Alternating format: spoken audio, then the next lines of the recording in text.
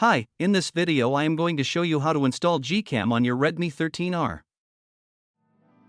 Step 1. Visit our website by clicking on the first link in the description. Step 2. On our website, go to the download section and download GCam APK file. Step 3. Go to video instruction section on our website. There you will find step-by-step guide on how to install that GCam APK. That's it. Don't forget to visit our website for complete instructions and APK file. Lastly, here's some GCam versus stock camera app comparison.